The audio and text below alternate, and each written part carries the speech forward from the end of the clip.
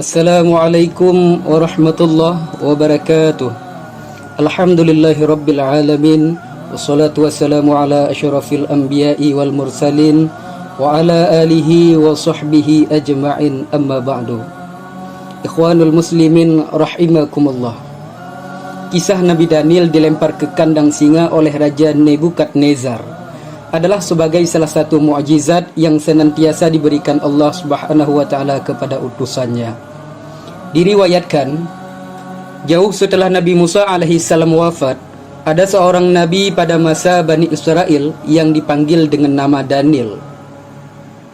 Perkara Daniel bermula ketika Raja Babilonia, yaitu Nebukadnezar, membutuhkan seseorang penafsir mimpi.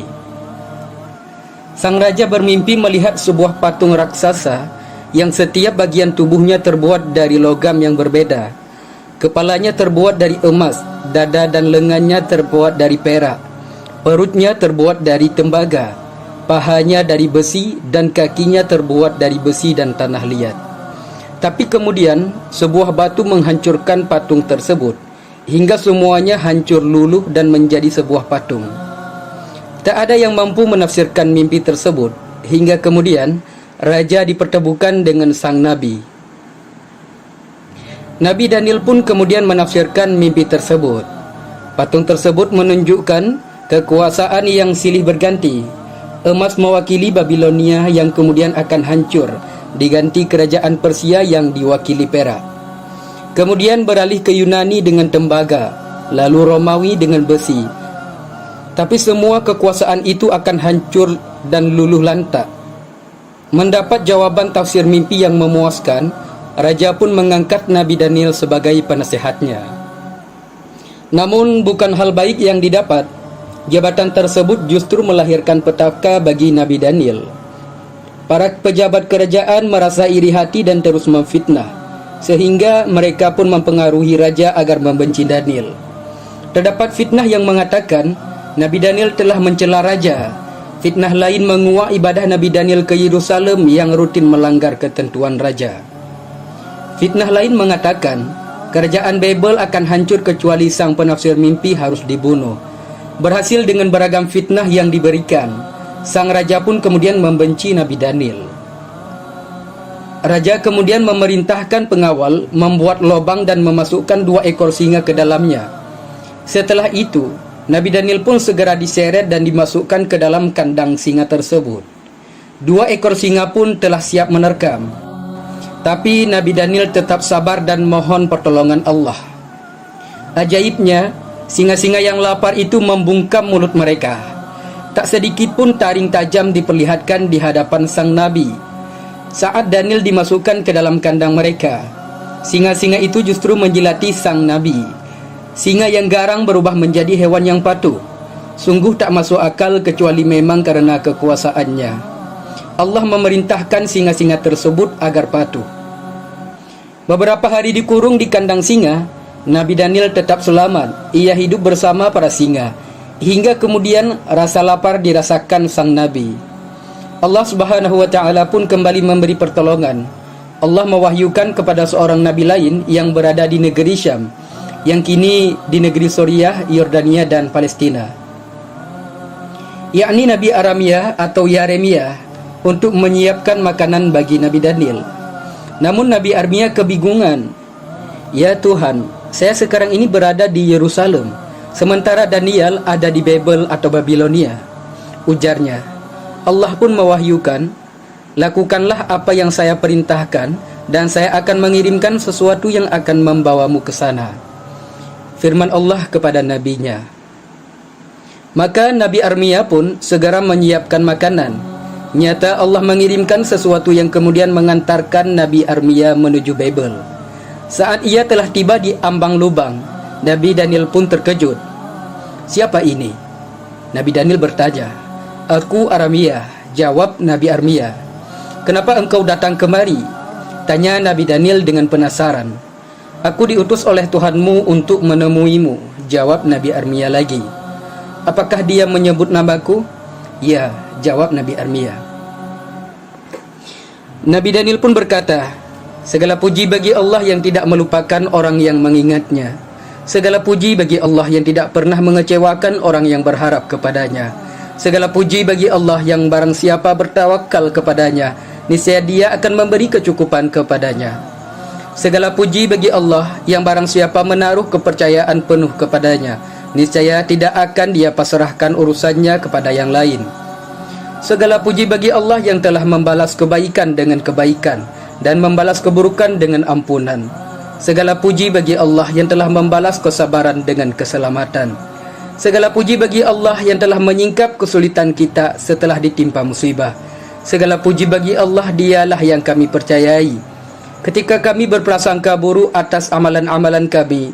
Segala puji bagi Allah, Dialah harapan kami ketika semua cara tertutup di hadapan kami. Nabi Daniel atau juga disebut Daniel adalah seorang nabi dari kalangan Bani Israel. Secara etimologi, Nabi Daniel berasal dari bahasa Ibrani yaitu Daniel, yang bermakna Allah adalah hakimku. Nabi Daniel pemilik kitab Daniel, yaitu salah satu kitab perjanjian lama. Secara nasab, Nabi Daniel masih keturunan dari Nabi Daud alaihi salam. Beliau hidup sekitar tahun 620 sebelum Masehi hingga 536 sebelum Masehi. Dalam tradisi Yahudi dan Kristen, namanya diabadikan dalam kitab Daniel, Alkitab Ibrani dan Injil. Namun di dalam Islam, sosok yang dikenal dengan Daniel Tiberias tersebut tidak dimasukkan ke daftar 25 nabi yang wajib diketahui. Dalam sebuah riwayat disebutkan, jumlah nabi yang diutus Allah mencapai 120.000 orang. Sementara itu jumlah rasul sebanyak 313 orang.